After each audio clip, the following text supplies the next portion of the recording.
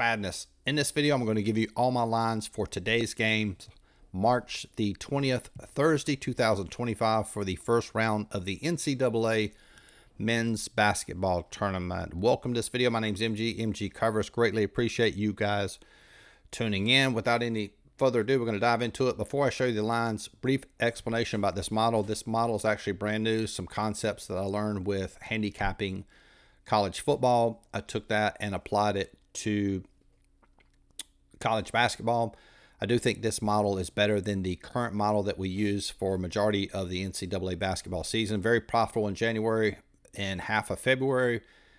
As the season wore on, especially now, not as sharp as it was beginning of the year. So I decided, hey, let's implement this model and things I learned from college football, apply it to NCAA basketball. That being said, we already had one play via this model. That was North Carolina 2 nights ago against San Diego State. So let's dive into it. So the first game, Creighton and Louisville. You'll see my line over here on the left. This is a pick. Books line have it basically at even. Anytime you see a line, I would say, under 4 points, that's pretty much what I would call a coin flip game. So it could go either way. And one important point, did some research on this.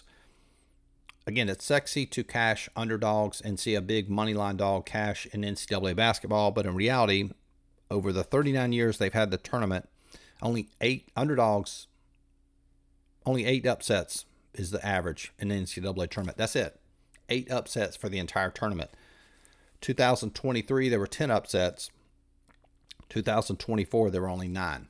And I think when they say upsets, if I'm reading this correct, it was seeding, meaning like lower seed beat a higher seed. So upsets, even though they're sexy, majority of time, favorites are going to win. Not saying that playing exclusively favorites, right? But favorites are going to win a majority of time. So if you were going to look at playing a underdog, I would play an underdog from these lines here, meaning like the games that I have like a pick, which is basically a 50-50 game. And you saw that last night. Let's scroll down here and talk about that. So you had American and Mount St. Mary's. We had this as a 50-50 game. American wins. And again, when you see this as a +3, you never want to take the points. I always play that on the money line. Let me see if I can pull up. I'm not sure what that was. Probably like +125, maybe +130. So that was a 50-50 game, as well as Xavier and Texas. Texas was winning at halftime, leading majority of that game, and lost it late. Good comeback win there for Xavier, but that was a 50-50 game. So if you'd have played both of those money line, you would have lost Texas and won Mount St. Mary's, been profitable. So if you were going to play dogs, even though, again, it's not as sexy as what you see on social media, people playing these long shot money line dogs to win, but higher percentage play will be playing a, quote, smaller money line dog. All right, High Point and Purdue. We actually have value with this one. This line opened at 8, pretty much stayed at 8.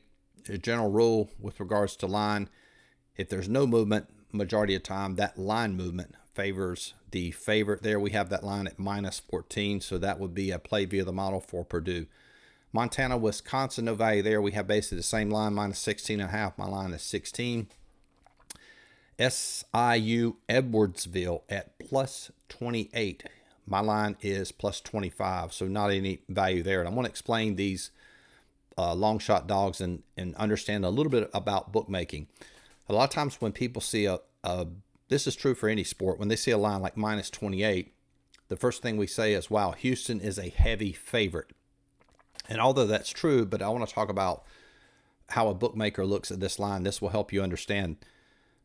The reason the line is -28, it's actually because of the underdog.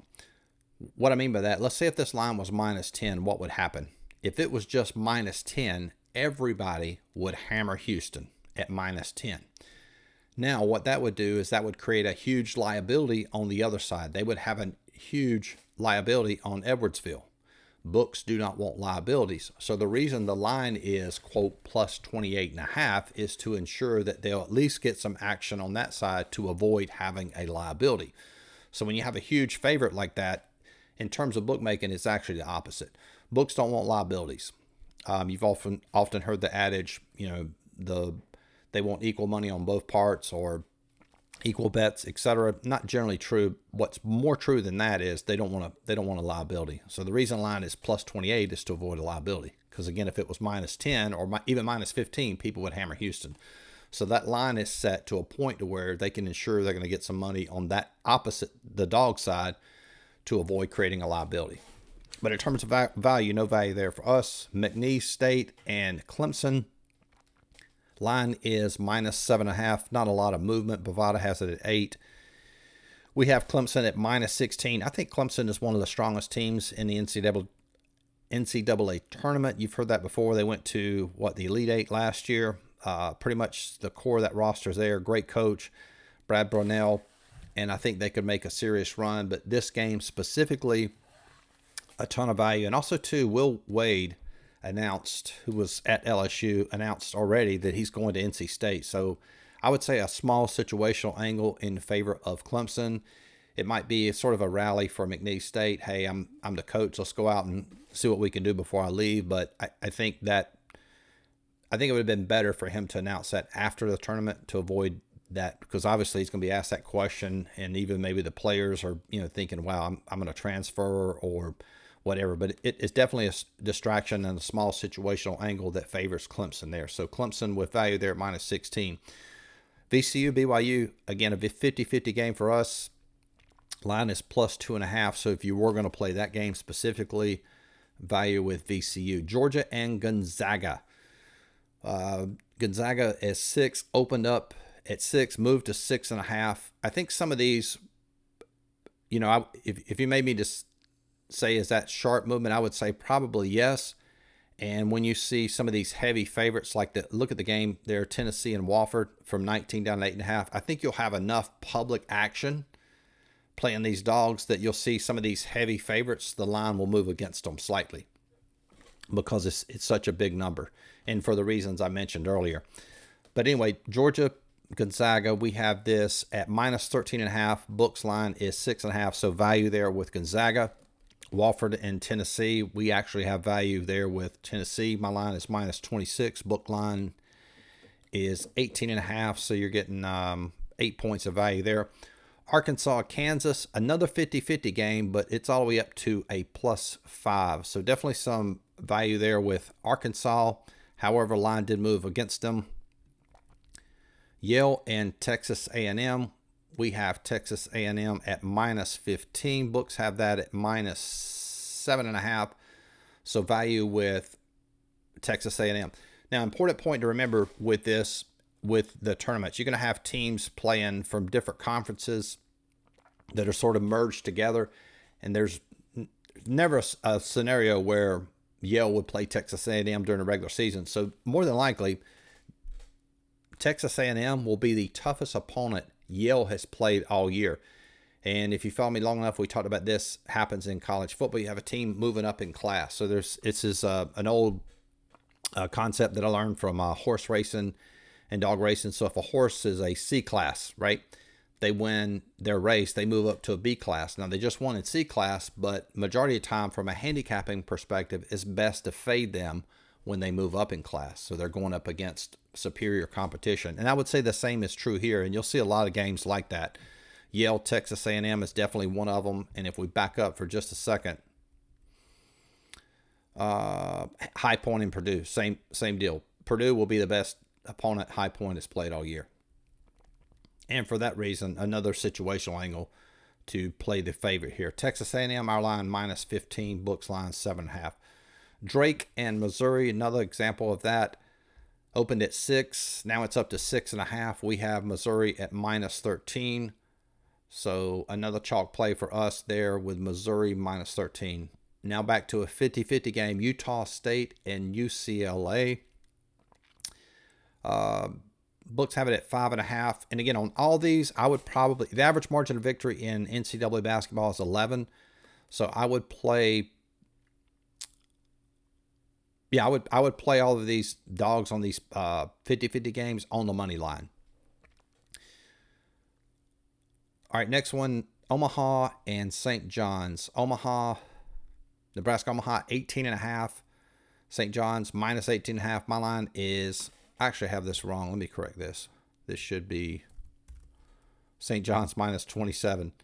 So value there with St. John's. And what I did with the model, and I sent this out to clients, is that I just set it just to have a parameter or a max line that we would play would be minus 19.5. So if the line was 20 or greater, I would recommend not playing it for the simple reason the average margin of victory is 11. So everything will be regressing back to that point. We talked about that in the last video with MLB totals. So when you have a line like minus 32, very difficult to cover a minus 32.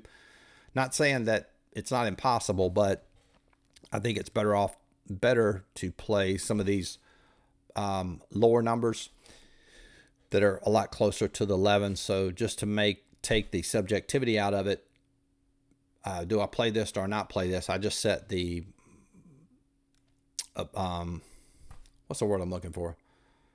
Basically the limit at minus 19.